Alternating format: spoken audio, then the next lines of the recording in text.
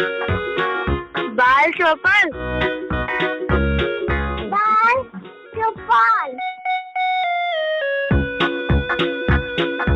सहकार radio पर ढेर सारी मस्ती और जानकारियाँ।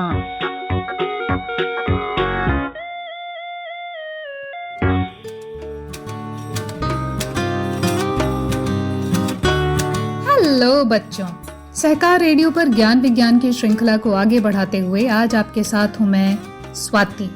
क्या आप लौह युग या आयरन एज के बारे में जानते हैं? नहीं तो कोई बात नहीं, मैं आपको बताती हूँ। सुनिए ये लेख जिसमें लौह युग की ढेर सारी बातें रोचक तरीके से बताई गई हैं। ये लेख हमने लिया है बाल पत्रिका कोपल से और इसे लिखा है वारुणी ने।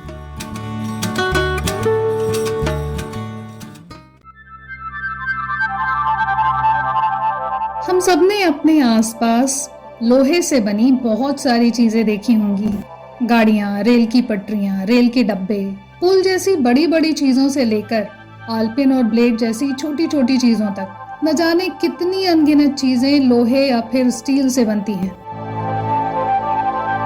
स्टील, जिसे इस्पात या फौलाद भी कहते हैं, लोहे में ही कुछ और तत्वों को मिलाकर बनाया जाता है। वैसे तो मनुष्य के शरीर में भी लोहा मौजूद है और लोहे की कमी से हम बेहद कमजोर हो जाते हैं, लेकिन हम यहाँ उस लोहे की बातें करेंगे जो धातु के रूप में प्रकृति में पाया जाता है। लोहा बहुत ही काम की चीज है। क्या तुम्हें पता है कि लोहे की खोज इतनी बड़ी बात थी कि उसकी खोज के बाद इतिहास के एक पूरे दौर को लौह युग का नाम दे दिया गया। ये आज से करीब 3000 साल पहले की बात है। वैसे तो लोहे के बारे में बहुत सी मजेदार बातें हैं जानने को, लेकिन आज यहाँ हम सिर्फ कुछ ही चीजों पर चर्चा करेंगे। क्या तुम सोच सकते हो कि इतिहास में एक समय ऐसा भी था जब सोने से ज्यादा कीमत लोहे की थी? हाँ बच्चों, प्राचीन काल में कुछ जातियों के लोग सोने से भी ज्यादा कीमती लोहे को मानते थे, बल्कि लोग लोहे के आभूषण पहना करते थे और उस दौर में केवल अमीर लोग ही लोहे के आभूषण पहन सकते थे। प्राचीन रोम में तो शादी की अंगूठियां भी लोहे की बनी होती थी। आज हमें ये सोचने में बड़ा अटपटा सा लग सकता है, क्योंकि आज बाजार में सोने के आगे लोहे की कीमत कुछ नहीं है। ये अलग बात है कि अगर मनुष्य के लिए उपयोगिता की बात करें तो लोहे के आगे सोना कहीं नहीं ठहरेगा। लेकिन ऐसा क्यों होता है कि कुछ चीजें ज्यादा कीमती होती हैं और कुछ कम? और ये तय कैसे होता है? कौन तय करता है इसे? ये भी एक मजेदार सवाल है। तुम लोग इस पर जरूर सोचना और हम लोग इस पर आगे कभी चर्चा करेंगे। अभी फिलहाल इतना तो कहा ही जा सकता है कि प्राचीन समय में लोहे की उपलब्धता कम थी और उसकी जरूरत ज्यादा थी, इसलिए भी लोहा समाज में ज्यादा महत्वपूर्ण स्थान रखता था। एक ऐतिहासिक दस्तावेज में दर्ज एक कहानी से हमें हजारों साल पहले लोहे के महत्व के बारे में पता चलता है। एक बार मिस्र देश के एक राजा, जिसे वहाँ फिरौन कहते थे, ने हित्ती कबीले के राजा से लोहा भेजने का अनुरोध किया। बदले में वो जितना चाहो उतना सोना देने को तैयार थे। फिरौन ने कहा कि उनके पास इतना सोना था जितना रेगिस्तान में रेत, और वे सारा सोना लोहे के बदले देने को तैयार थे। लोहा पहले बहुत कीमती था। प्राचीन असीरिया में 8वीं शताब्दी ईसा पूर्व एक शक्तिशाली राजा हुआ करता था। नाम था सारगोन द्वितीय।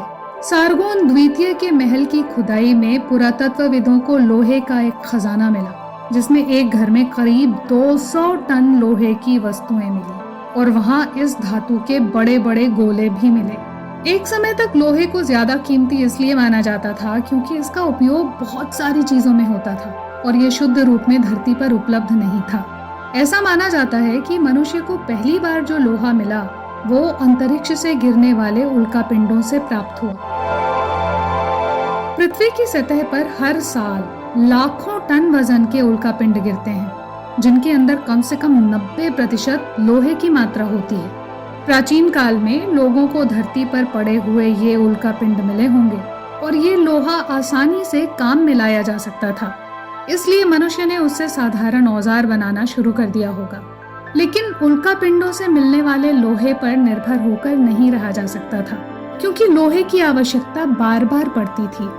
बाद के दौर में मनुष्य ने धरती की खुदाई कर लोहा निकालने का प्रयास शुरू किया धरती के नीचे मिलने वाला कच्चा लोहा, जिसे लौह अयस्क कहते हैं, सीधे इस्तेमाल में नहीं लाया जा सकता था, पर धीरे धीरे लोगों ने उसे शुद्ध करना भी सीख लिया।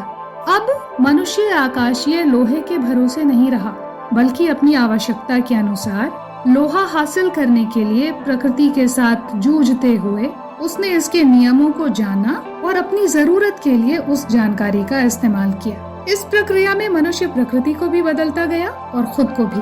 यानी मनुष्य अब अपने अर्जित ज्ञान और श्रम के बल पर खुद तैयार किए हुए लोहे को भी इस्तेमाल करने योग्य हो गया और इसी समय से लौह युग शुरू हुआ। उसके पहले लोग लकड़ी, पत्थर और हड्डियों से बने औजारों और हथियारों पर निर्भर थे।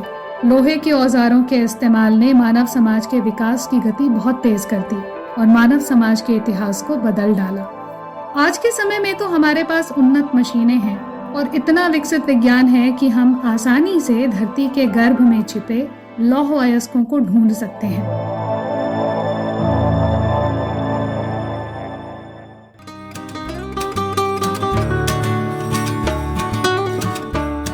तो बच्चों, अभी आपने सुनी लौह युग यानी आयरन एज से जुड़ी कुछ रोचक जानकारियाँ। आप सुन रहे थे सहकार रेडियो का कार्यक्रम बाल चौपाल। आपको ये लेख कैसा लगा कमेंट करके जरूर बताइएगा। अगर आप ये कार्यक्रम पहली बार सुन रहे हैं और हमसे जुड़ना चाहते हैं तो व्हाट्सएप ग्रुप से जुड़ने के लिए 9617226783 पर अपना नाम और जिला लिखकर भेजें। फेसबुक से जुड़ने के लिए पेज लाइक करें या फिर अगर आप हमसे YouTube पर जुड़ना चाहते हैं तो हमारा चैनल सब्सक्राइब करें। अधिक जानकारी के लिए हमारी वेबसाइट सहकाररेडियो.com देखें। तो आज के लिए बस इतना ही। अगले हफ्ते ऐसे ही किसी और रोचक कार्यक्रम के साथ फिर मिलेंगे। तब तक के लिए दीजिए अनुमति मुझे यानी स्वाति को। बाय बच्चों।